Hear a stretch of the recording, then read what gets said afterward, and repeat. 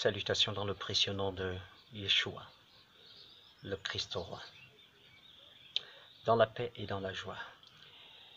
Et bienvenue à notre exhortation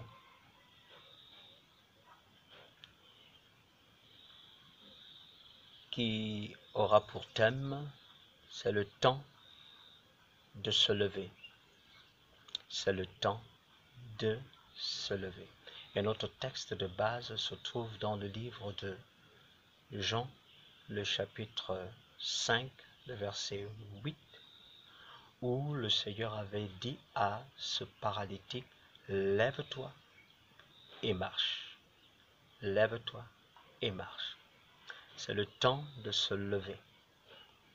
C'est le temps pour toi de te lever. Alors, c'est quoi se lever? Se lever, c'est se dresser. Se lever, c'est se tenir sur ses pieds.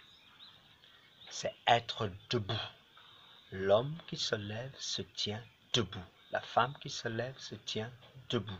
Le jeune, l'enfant qui se lève se tient debout. C'est se redresser. C'est quitter la position assise. C'est quitter la position couchée pour être debout de manière droite.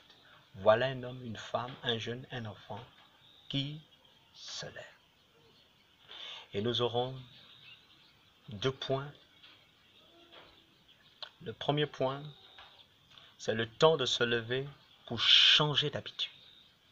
C'est le temps pour toi, pour moi, de se lever pour changer d'habitude. Pour changer d'habitude, nous devons sortir du peuple idolâtre. Si nous voulons changer d'habitude, nous devons sortir du peuple idolâtre. Comme cela a été dit dans Exode, où Pharaon va s'adresser à Moïse qu'il devait sortir, quitter l'Égypte, alors que l'ordre avait déjà été donné par le Seigneur, laisse mon peuple partir. Lisons ensemble Exode chapitre 12, le verset 31 et 32. Exode chapitre 12, verset 31 et 32. Il est écrit, « Dans la nuit même, Pharaon appela Moïse et Aaron et leur dit, « Levez-vous, sortez du milieu de mon peuple, c'est-à-dire du peuple égyptien. Vous et les enfants d'Israël, allez, servez l'Éternel comme vous l'avez dit. Prenez vos brebis et vos bœufs, comme vous l'avez dit. Allez et bénissez-moi. » Voilà le roi Pharaon qui va dire au peuple d'Israël de se lever, de partir. Donc, si nous voulons nous lever, nous devons sortir du peuple idolâtre. Il faut sortir du peuple idolâtre. Il faut sortir des mauvaises compagnies qui corrompent les bonnes mœurs. C'est bien parce que là tu es certainement dans ton coin, mais si tu es environné des gens qui te poussent à dire, à faire ce qui n'est pas noble, tu dois sortir de là. Le peuple idolâtre peut aussi être les choses avec lesquelles nous sommes nous-mêmes accoutumés. Le peuple idolâtre peut être la chose que tu aimes ou que tu fais. Il faut sortir de là. L'autre chose, pour changer d'habitude, nous devons être matinal. On ne peut pas changer d'habitude si on n'est pas matinal. Non. Lisons ensemble Proverbes, chapitre 6. Proverbes, chapitre 6. Le verset 9 à 11. Proverbes, chapitre 6, verset 9 à 11. La Bible déclare ce qui suit.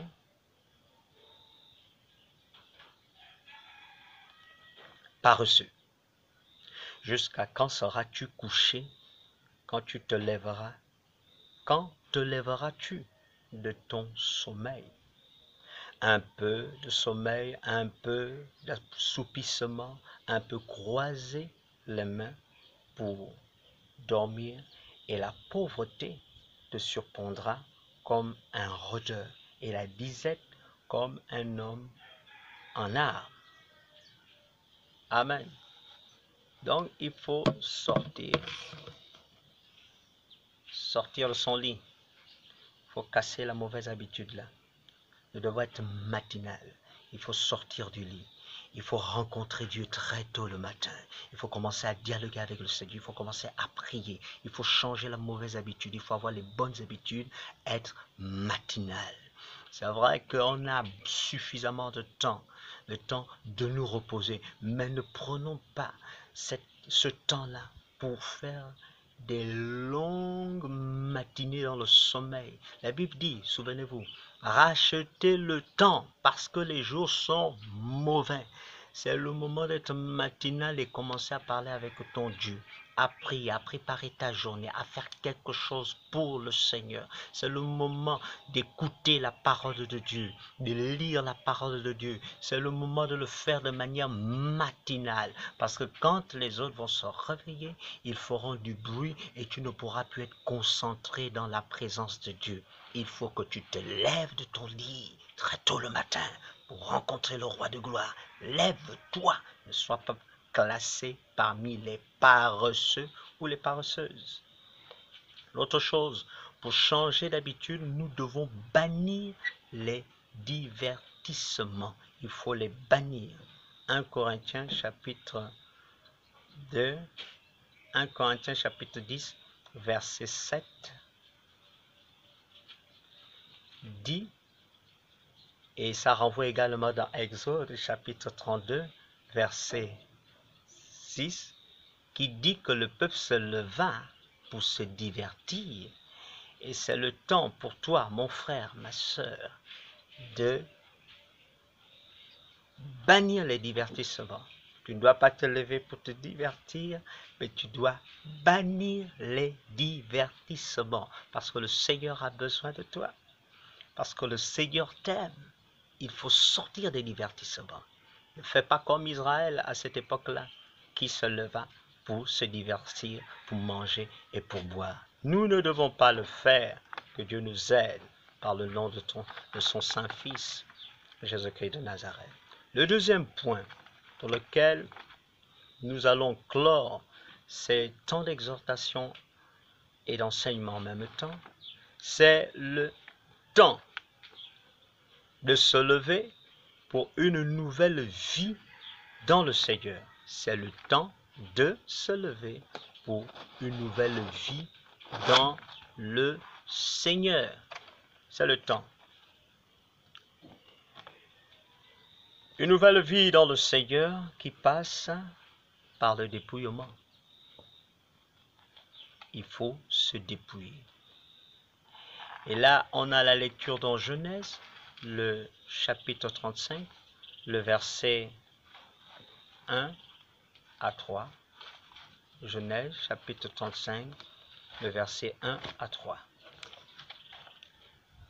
Nous allons le lire ensemble.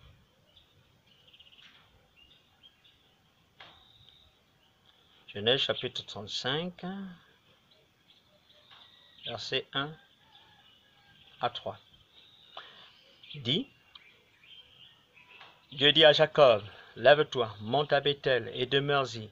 Là, tu dresseras un autel au Dieu qui t'apparut lorsque tu fuyais Ésaü ton frère. Jacob dit à sa maison et à tous ceux qui étaient avec lui, ôtez les dieux étrangers qui sont au milieu de vous, purifiez-vous et changez de vêtements. Nous nous lèverons et nous monterons à Béthel.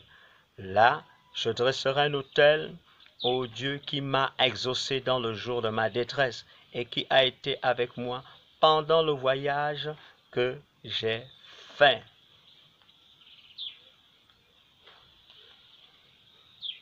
Israël, Jacob, ils vont se lever et ils vont se dépouiller. On ne peut pas se lever sans se dépouiller. Non. Tu ne peux pas dire que tu te lèves et puis tu ne te dépouilles pas. Quand on se lève, on se dépouille. Se dépouiller du vieil homme avec ses œuvres. Se dépouiller de la mauvaise vie. se dépouiller de la vie de péché. Il devait enlever le mauvais vêtement. Il devait enlever tout ce qui est bijoux, tout ce qui était distractif à leur époque. Ils ont enlevé toutes ces choses-là qui venaient les encombrer. Et je ne sais pas ce qui encombre ta vie, mais tu dois t'en débarrasser.